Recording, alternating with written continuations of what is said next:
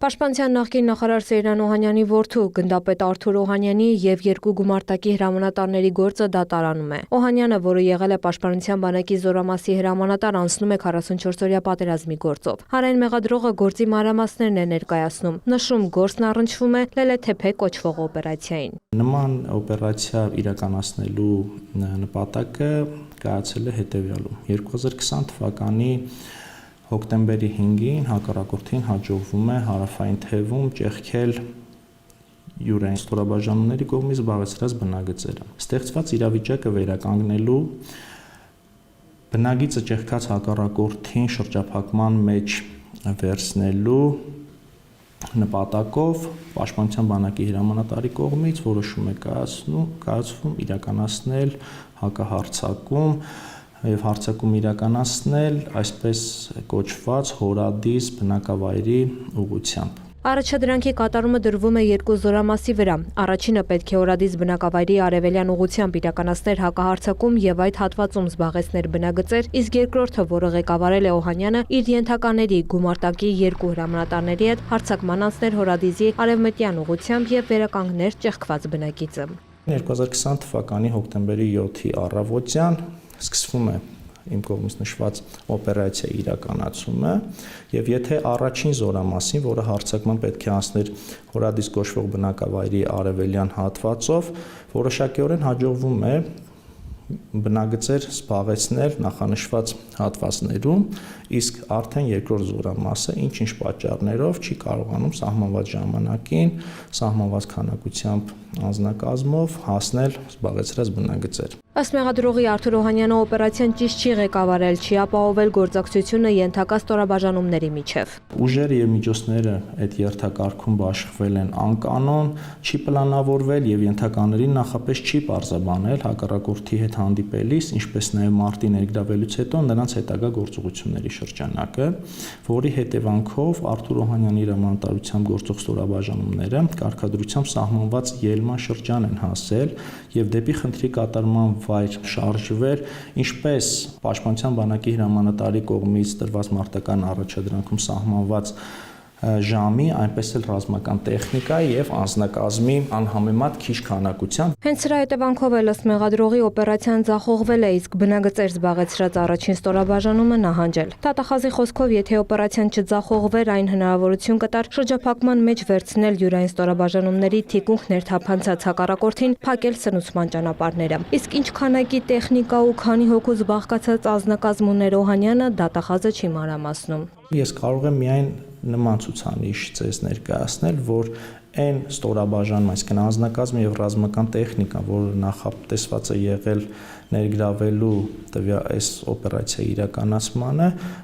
մարտական խնդրի վայր է հասել դրանից շուրջ 30 կամ 40%-ը։ Ընդ որում, ըստ դատախազի Օհանյանի գլխավորած ստորաբաժանմանը հաջողվել է ոչնչացնել հակառակորդին, սակայն հրաժարվել են առաջ շարժվել եւ զբաղեցնել բնագծերը։ Հենց այս օպերացիայի ընթացքում է Արթուր Օհանյանը ոտքից վիրավորվել եւ պարտականությունները փոխանցել իր տեղակալին։ Արդյոք Օհանյանի ստորաբաժանումը կարող էր առաջանալ եւ բնագծեր զբաղեցնել։ Դատախազը Օհանյանի տեղակալի օրինակն է բերում։ Տեղակալը ղեկավարումը վերականգնելու եւ մարտական առաջադրանքի կատարումը շարունակելու նպատակով առաջանում է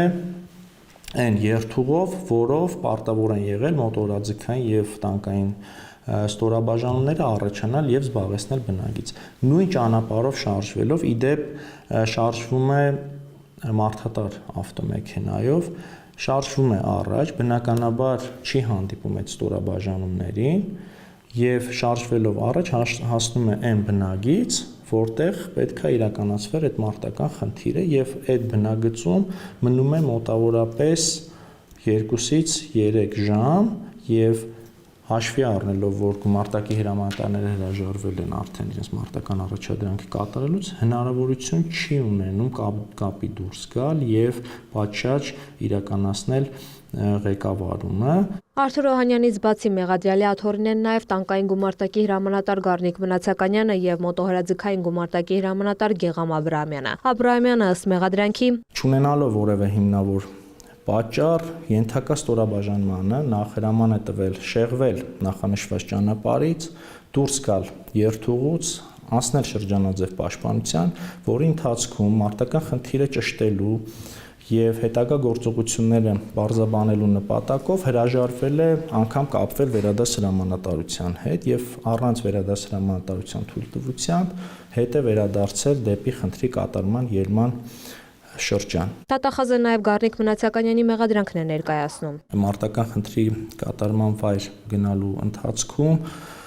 կողաշրջվելով հակատանկային խանդակի մեջ, ապա անվնաս դուրս գալով տանկից ենթակա անձնակազմին, մեխանիկ վարորդին եւ նշանառու օպերատորին տեղավորել է տվյալ հատվածում պաշտպանության անցած յուրային ստորաբաժանումների